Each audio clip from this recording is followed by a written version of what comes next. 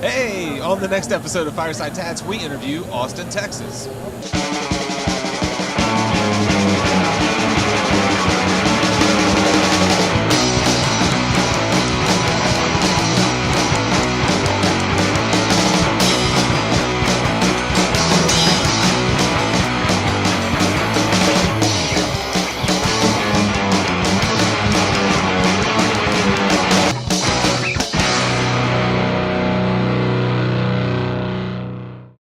All right, guys, we're back for another round of Fireside Tats. I'm here with the organizer, actually, Marcy Molkenthin.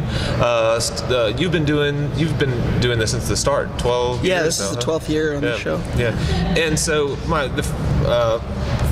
the main thing I was curious about it, you're not a tattooer. You've never been a tattooer? I am not a tattooer. So never been a tattooer. What started? I'm a screen printer by trade, and I've always worked with artists, and I've done a lot of work for a lot of tattoo artists, and we were all kind of coming up at the same time. So it's like, now it's the old guard, but the young guys of the early '90s. So I was doing work for Marcus Pacheco, Paul Booth, Guy Aitchison, when tattooers were first really starting to merchandise. Before that, nobody had shirts, nobody had flash, nobody had anything. And then I was doing my line of stuff too, and my tattoo-related and world culture-related shirts. Kid-tested, mother-approved stuff? That's Don Rock, a good friend of ours that we used to print for, who's always been doing that forever too. Okay.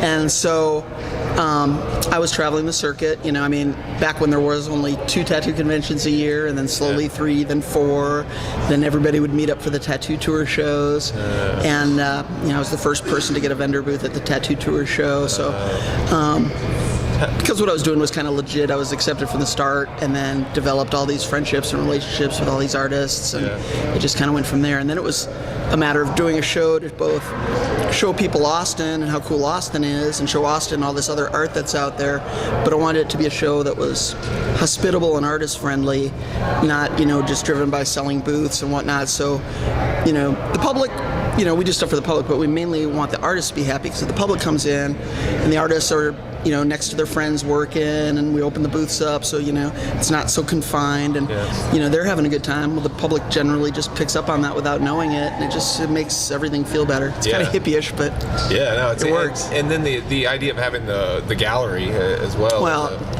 the whole thing too. The start of the show was things I liked about some shows, and a much longer list of things I didn't like about other shows. And one of the things personally, and my favorite part every year, is the gallery, to show that tattooists are legitimate artists, and nowadays I don't think anybody questions it, but 20 years ago, going to shows, you got kind of the stare, and that's why I've always been a spokesperson for tattooing and art. We always advertise the show as art, not come ogle the freaks. I think that's like you're saying, it's not something that's really questioned as much anymore. And the internet, I think, has probably had a lot to do with that, because it's drawn in a group of artists that and now young guys coming up know that it's a viable profession, and so you've got guys with art school backgrounds coming in and going, no, this is where I'm going with my career. That's big really, difference. Huge. Before it was the social misfits that were art school-ish, but not quite. So so I was just talking to a guy named Compton from Red Dagger Tattoo, and he's been tattooing for 5 or 6 years, and I was telling him about just the change that I've seen in the industry, mainly due to the internet, but also due to just the change in attitude overall from becoming more of a legitimate art form, and people being more willing to share information. Events like this, where you put great artists next to great artists, and they continue to feed off of each other.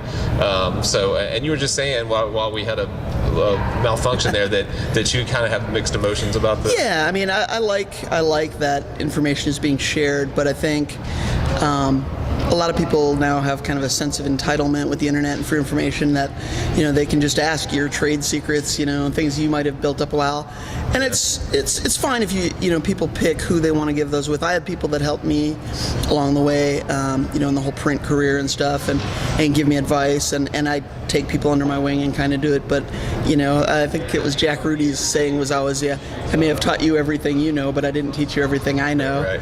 So there's a little of that old school respect that I wish was still Yeah, I around. can see The that. young guys, now they've been tattooing 5 years. They think they're successful, and it's just there's just a little bit lack of that kind of old school respect, and I miss that because that was always a great thing about tattoos. Yeah, I can see that. I hadn't thought of it from that perspective, but yeah, that's interesting.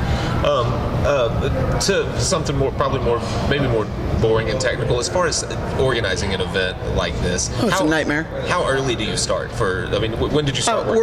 I'm already like thinking of stuff for next year, because next year's our 13th anniversary. So of course, in the tattoo world, 13's big. You want to make it something special, and I want to do stuff. There's a very few people, but there are people that have been with us all 13 years. Like Keith Underwood lives in Austin now and married a woman down here because he met her at our first show 12 years ago. Yeah. So it's a year-round thing. So you're just constantly working on it. Yeah. And so I guess to taking that approach, that answers the question of how you get a steady flow of really solid artists.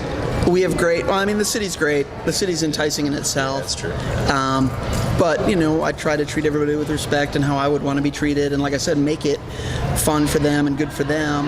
And we get a really great return rate on artists, and then they tell their friends, "Hey, you should come do this show." And usually it's because it's invitation. I'll have them submit portfolios if I don't know the work, and it's always amazing.